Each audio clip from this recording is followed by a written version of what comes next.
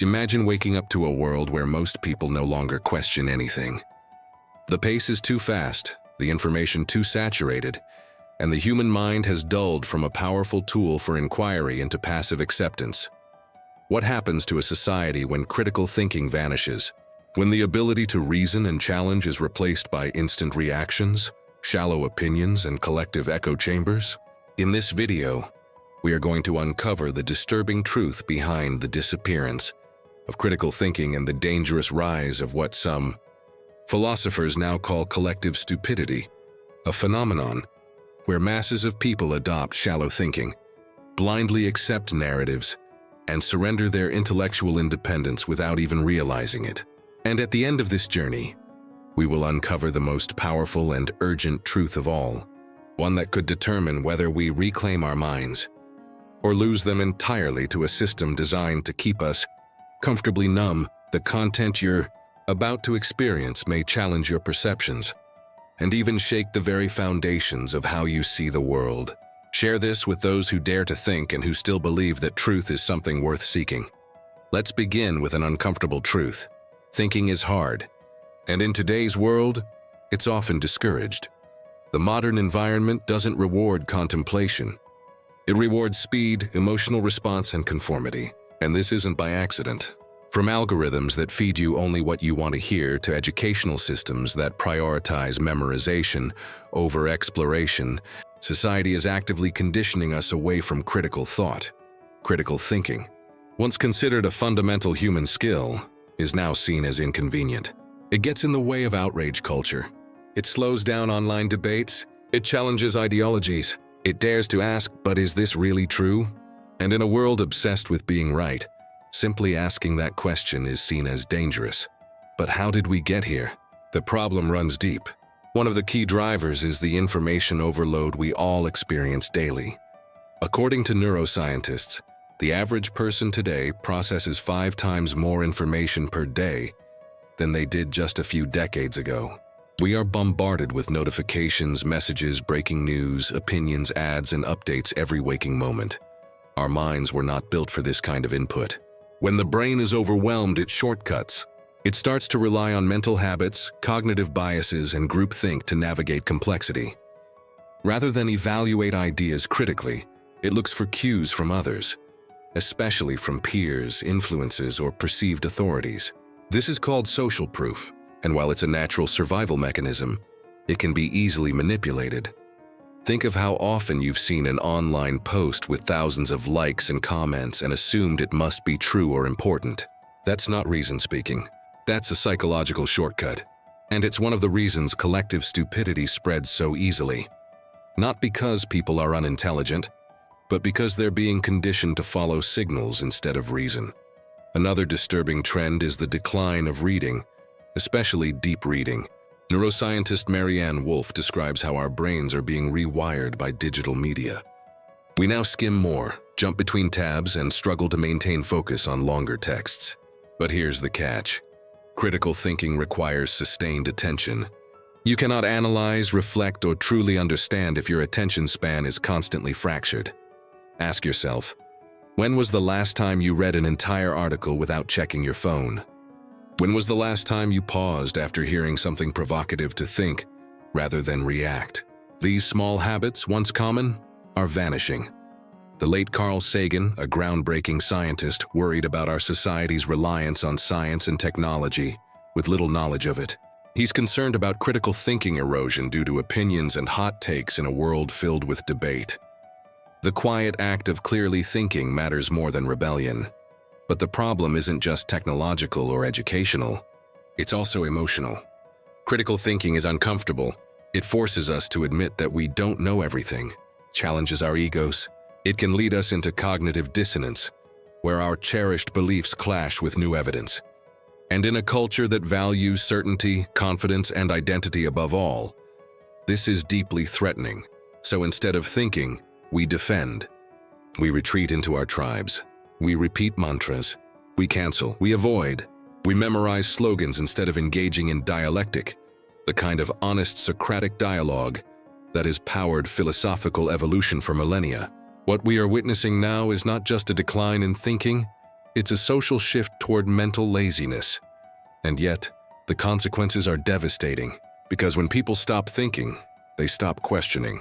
And when people stop questioning, they become vulnerable to manipulation, to propaganda, to fear. And the question we must all ask is this: who benefits when a population no longer thinks for itself?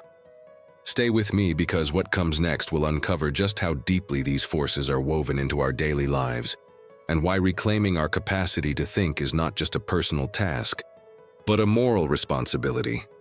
To understand the roots of this collective decline, we must look beyond the surface and trace how certain systems have evolved, not to nurture critical thought, but to suppress it. Let's begin with the education system. John Taylor Gatto, an award-winning teacher and outspoken critic of traditional schooling, argued that modern education does not exist to create independent thinkers. In his words, "The truth is that schools don't really teach anything except how to obey orders."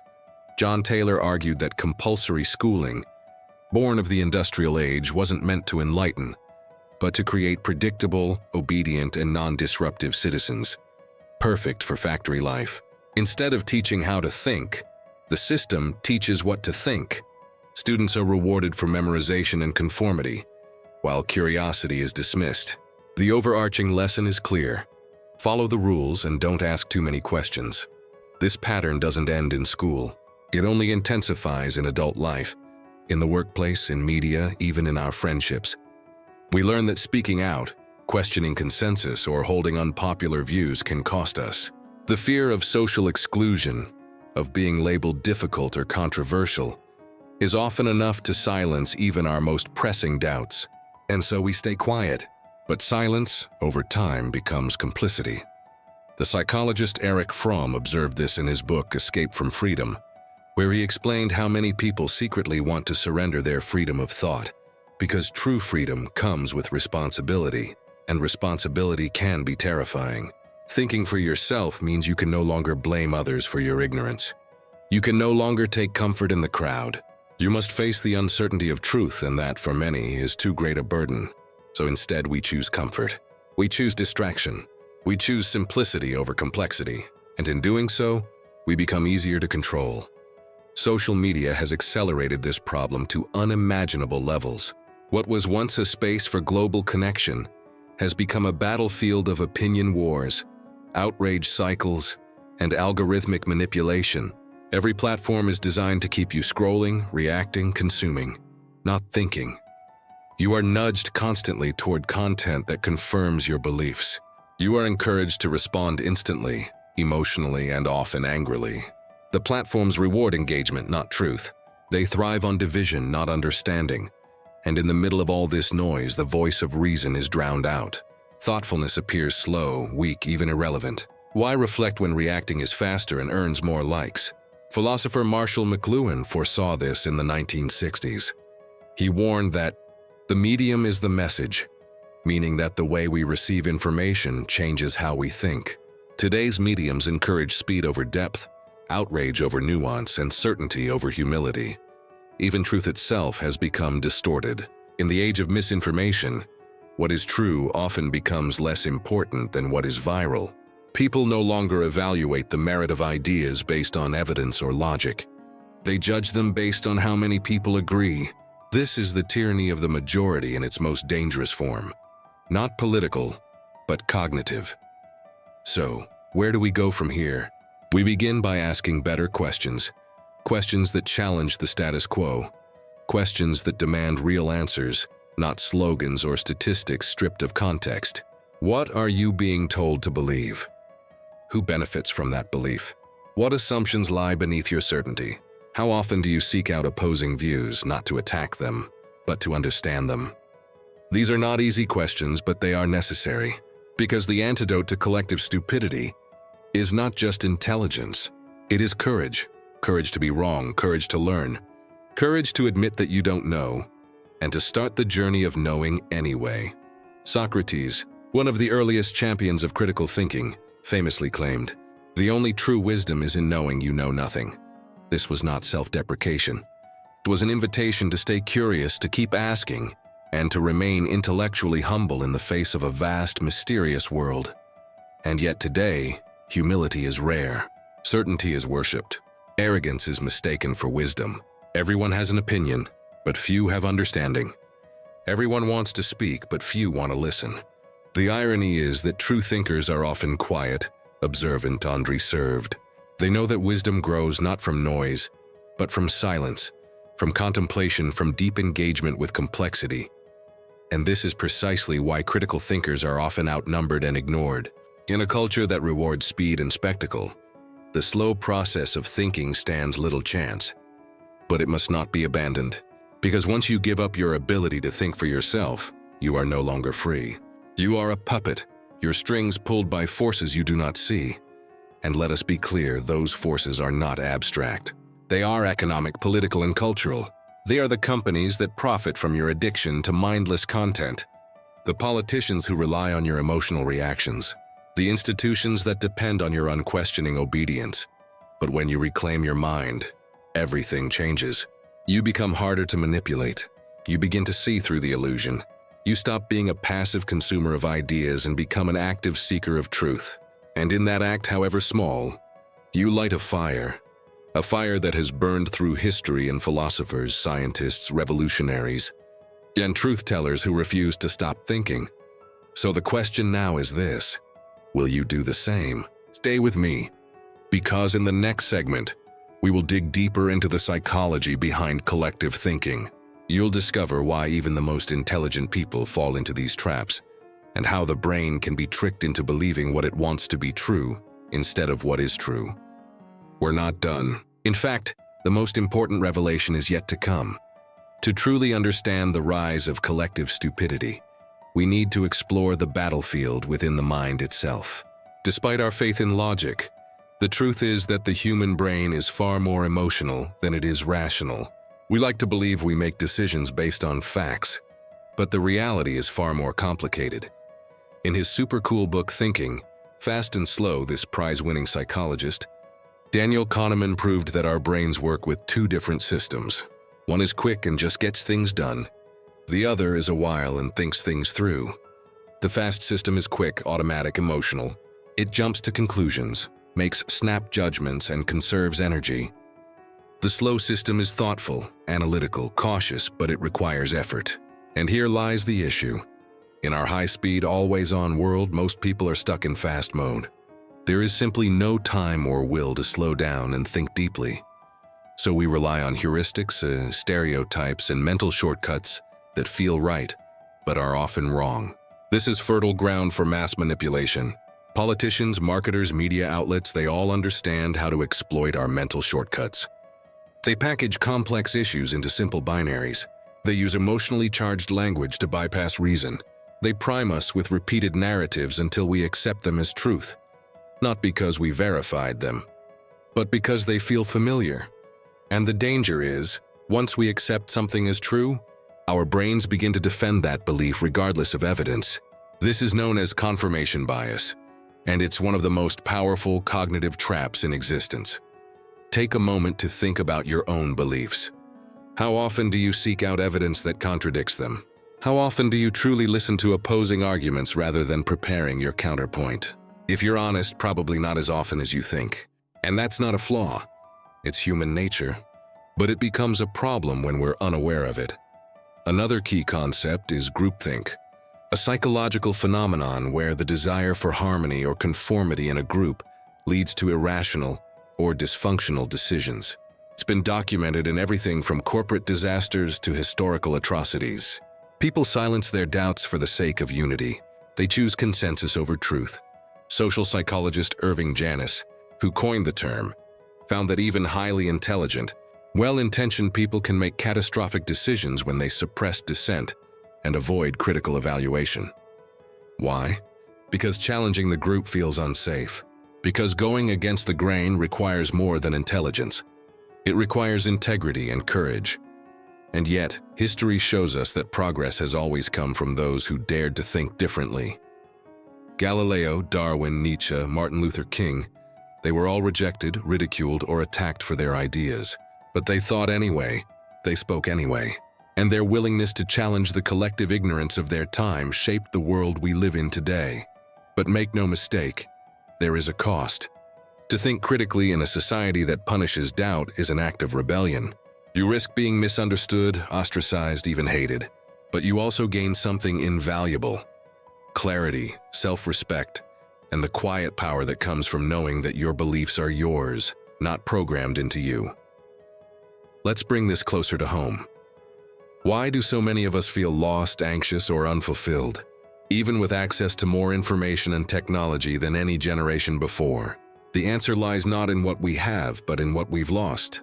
And one of the greatest losses is the habit of inner dialogue, the ability to sit with a question, explore it, and allow truth to emerge through reflection. We've outsourced our thinking to machines, to media, to public opinion. But no algorithm can tell you what is true for you. No trending topic can replace your inner voice. And no mass movement can substitute for the quiet certainty of a well-examined belief. So what can we do? We can start by cultivating awareness. Awareness of our mental habits, awareness of the sources we consume, awareness of when we're thinking and when we're simply reacting. One powerful practice is metacognition, thinking about our thinking. Ask yourself, what's influencing my opinion right now? Am I open to being wrong? Am I engaging with this idea or just absorbing it passively? Another is the deliberate practice of dialectical thinking, the ability to hold two opposing ideas in tension while exploring them. This is not just intellectual flexibility, it's mental strength. It allows you to go beyond binaries, beyond us versus them, and into the realm where real understanding is born. To understand the immeasurable, the mind must be extraordinarily quiet. Still, that stillness so rare in our age is where the seeds of wisdom grow. But let us also speak plainly. Critical thinking is not something you acquire overnight. It is a discipline. It requires reading, not just headlines, but books full of arguments and nuanced thought. It requires listening, not just to those you agree with, but especially to those you don't. It requires humility, the kind that accepts uncertainty as part of the path. And above all, it requires the rejection of intellectual laziness. If something sounds too good to be true, it probably is. If everyone around you believes something without question, that's your cue to pause, not to rebel automatically, but to investigate honestly. In a time when ignorance is loud and confidence is often mistaken for competence, thinking deeply is not just a personal virtue, it's a public service. Because the future of any society depends not on the volume of its opinions, but on the quality of its thought. And the most powerful change begins not with mass movements, but with one person who chooses to think clearly in a world that doesn't. In the final part of this journey, we will reveal the most important truth of all, the core reason why critical thinking is disappearing, and what you can do to not only resist this tide, but to become a light for others. What you're about to hear could change the way you see your mind, your relationships, and your role in shaping the world. At the heart of this entire crisis, beneath the digital noise, the failing institutions, the cultural polarization, there is something even more insidious. The real reason critical thinking is disappearing is not because people are incapable of it, but because they are afraid of what it might reveal. To think critically is to risk everything that gives us psychological safety. Our identity, our beliefs, our tribe. And for many, those things are too precious to question. We live in a time when identity has become sacred. People define themselves by their opinions, their affiliations, their ideologies.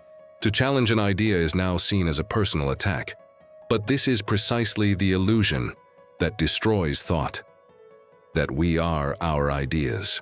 You are not your political party. You are not your religion. You are not your social group.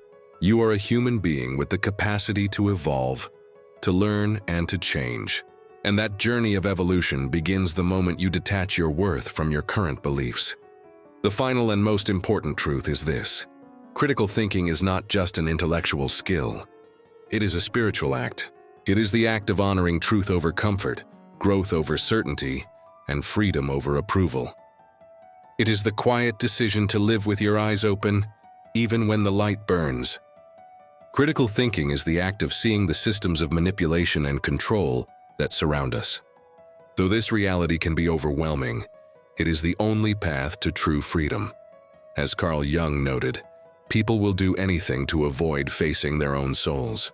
Yet critical thinking is essentially questioning yourself, examining your deepest motives, inherited beliefs and fears.